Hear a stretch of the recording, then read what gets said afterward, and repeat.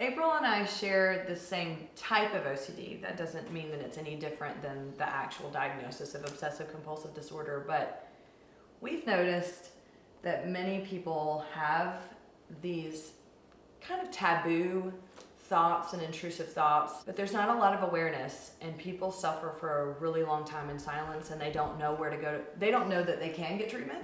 I think that the public perception about OCD really centers around having a clean house and being very tidy and being so OCD. It's true that there is a type of OCD that focuses around containment OCD and being cleanly, but the much bigger part with OCD is that you're having obsessions about a certain type of content, and you're performing either physical or mental compulsions to relieve the fear or to stop the fear of that thing happening.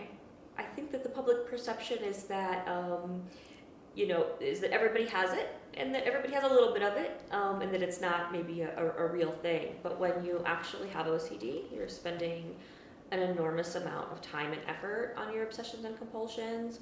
It's impacting your daily life, it's impacting your emotional health, and it's not taking you anywhere. You're not moving forward in life because you're in your mind.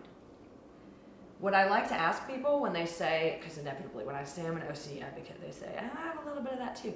And what I will say is, oh, what is your OCD about? Oh, well, I like to fold my towels. I can't really leave the closet until they're full corrected. And I go, do you like doing that? Does it make you feel good? Oh yeah, I love having a clean house. Well, that means you don't have OCD. We don't like having it. We don't want it. We wouldn't wish it on our worst enemy. There's the difference. For me, and in general, OCD is comprised of three components. So there's an obsession, which is an unwanted, intrusive thought. Now, every single person on the planet has intrusive thoughts. For someone that has OCD, they get an unwanted, intrusive thought that is disturbing beyond just having the thought and being able to move on. So the thought happens, anxiety accompanies that. So you're having anxiety from an unwanted, intrusive thought.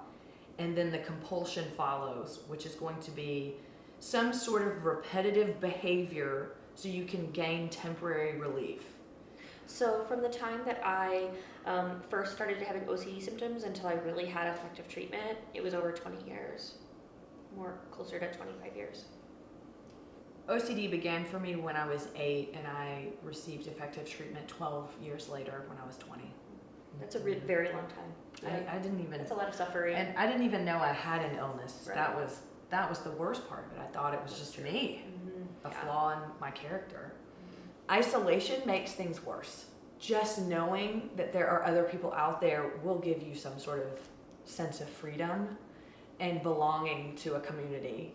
Knowing that you don't have to suffer alone. You don't have to suffer in silence. There are resources out there.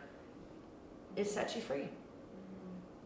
There is hope and help out there, and if you go to find that help and hope and it is not quite right, there's different help and hope.